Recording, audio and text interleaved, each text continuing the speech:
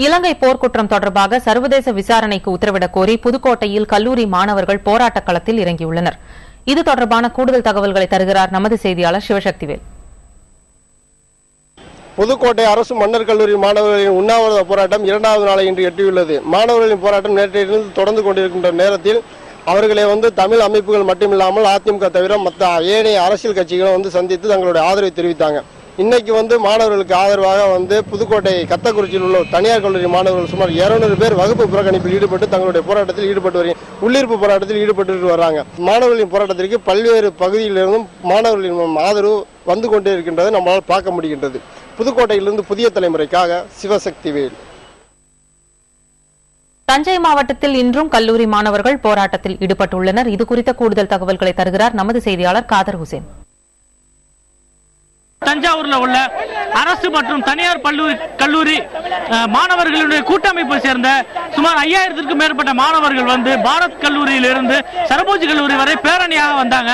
அந்த பேரணியாக வந்த மாணவர்கள் இன்னைக்கு சரபோஜி கல்லூரி அலுவலகம் சரபோஜி கல்லூரி வளாகம் முன்பு சாலையில் பந்தலிட்டு உண்ணாவிரத போராட்டத்தில் ஈடுபட்டிருக்காங்க. இவங்களோட போராட்டத்தோட முக்கியமான கோரிக்கை என்ன அப்படின்னா, அதாவது இலங்கையில் உள்ள தமிழர்கள் மற்றும் இலங்கையில் இருந்த இடம்பெயர்ந்த தமிழர்கள் அனைவரிடையும் ஒன்று சேர்ந்து அனைவரிடம் வாக்கெடுப்பு நடத்தி தனி ஈழம் அமைவதற்காக ஐநா உறுதுணையாக இருக்க வேண்டும். இந்த தனி ஈழம் அமைவதில் ஆசிய நாடுகளுடைய தலையீடு இருக்கக்கூடாது. பொதுவான வாக்கெடுப்பு நடத்தி அதன் அடிப்படையில் தனி ஈழம் அமைய வேண்டும். ஐநா மனித உரிமை ஆணையத்தின் கீழே ராஜபக்சே போர் குற்றவாளியா அறிவிச்சு அந்த போர் குற்றவாளி ராஜபக்சே போர் குற்றவாளி அப்படிங்கிற தீர்மானத்தை கொண்டு தண்டனை அறிவிக்கணும். அது வரைக்கும் தங்களுடைய போராட்டம் தொடரும், தங்களுடைய போராட்டம் ஓயாது. இதற்காக மாணவர்கள் போராட்டத்தை தீவிரப்படுத்த போவதாகவும் சொல்லியிருக்காங்க. தஞ்சாவூரில் இருந்து ஒளிப்பதிவர் நிசாருடன் நான் காதூசன், புதிய தலைமுறைக்காக. அடுத்ததாக நாமக்கல் மாவட்டத்தில் 3வது நாளாக இன்றும் மாணவர்கள் போராட்டத்தில் ஈடுபட்டுள்ளனர். இதுகுறித்த கூடுதல் தகவல்களை தருகிறார் நமது செய்தியாளர் துரைசாமி.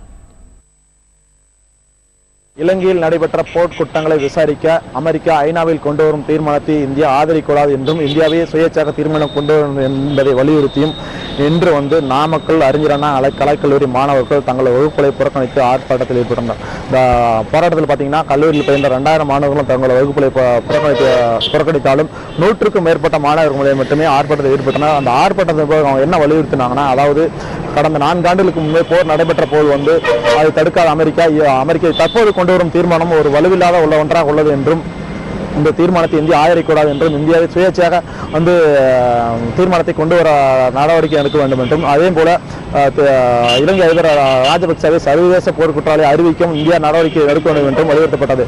புதிய தலைமை செய்திகளுக்காக நாமக்கல்லிலிருந்து எம் துரைசாமி. மதுரையில் மாணவர்கள் நடத்தி வரும் போராட்டம் குறித்து நமது செய்தியாளர் பாலாஜி அளிக்கும் கூடுதல் தகவல்களை இப்போது பார்க்கலாம். மதுரையில் உள்ள மதுரை கல்லூரி மாணவர்கள் இன்று வகுப்பறை புறக்கணிப்பு போராட்டம் நடத்தி வராங்க. இதற்காக காலையில மாணவர்கள் கல்லூரியின் வாயிலை முன் அமர்ந்து போராட்டம் ஈடுபட்டு வராங்க. தற்போது அவங்க போராட்டம் நடத்திட்டு வராங்க. இந்த போராட்டம் எதுக்காக பார்த்தோம்னா, அமெரிக்கா இலங்கைக்கு எதிராக அமெரிக்கா கொண்டு வரும் தீர்மானத்தை மத்திய இந்திய அரசு ஆதரிக்க வேண்டும் என்றும், மேலும் இலங்கையில பொது வாக்கெடுப்பு நடத்தி மீண்டும் தமிழீழ மலர வலியுறுத்தியும், மேலும் சர்வதேச நீதிமன்றத்தில் ராஜபக்சே குற்றவாளி கொண்டு நிறுத்தணும், அதற்கான ஏற்பாடுகளை இந்திய அரசு மேற்கொள்ளணும் அப்படின்னு சொல்லியிருக்காங்க. மேலும் இந்த போராட்டத்தை தங்கள் முதல் படியான இந்த போராட்டம் என்றும், இந்த பிரச்சனை தொடர்ந்தால் மேலும் பல்வேறு கட்டங்களில் போராட்டம் நடத்தப்படும் என மாணவர்கள் அமைப்பினர் தெரிவிக்கின்றனர். புதிய தலைவருக்காக மதுரையிலிருந்து பாலச்சந்திரன். புதுச்சேரியில் சட்டக்கல்லூரி மாணவர்கள் 2 இடங்களில் தொடர் போராட்டத்தில் ஈடுபட்டுள்ளனர். இது தொடர்பான மேல் விவரங்களை தருகிறார் நமது புதுச்சேரி செய்தியாளர் ரஹ்மான்.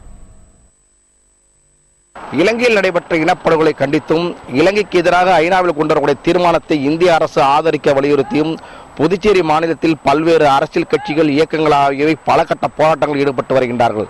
இந்த போராட்டங்களில் மாணவர்களுடைய பங்களிப்பும் அதிகரித்திருக்கின்றது. இதையொட்டி புதுச்சேரியில் பல்வேறு கல்லூரி, பல்கலைக்கழக மாணவர்கள் தொடர்ந்து வகுப்புகளை புறக்கணித்து மற்றும் பல்வேறு ஆர்ப்பாட்டங்களில் ஈடுபட்டு வருகின்றார்கள்.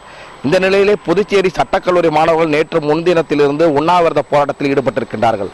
புதுச்சேரி கடற்கரை சாலையில் இருக்கக்கூடிய அம்பேத்கர் மணிமண்டபத்தின் அருகே 12 மாணவர்களும், புதுச்சேரி புதிய பேருந்து நிலையம் அருகே இருக்கக்கூடிய திருவள்ளுவர் சிலை அருகே 9 சட்டக்கல்லூரி மாணவர்களும் ஆக மொத்தம் 21 மாணவர்கள் இந்த போராட்டத்தில் ஈடுபட்டிருக்கிறார்கள்.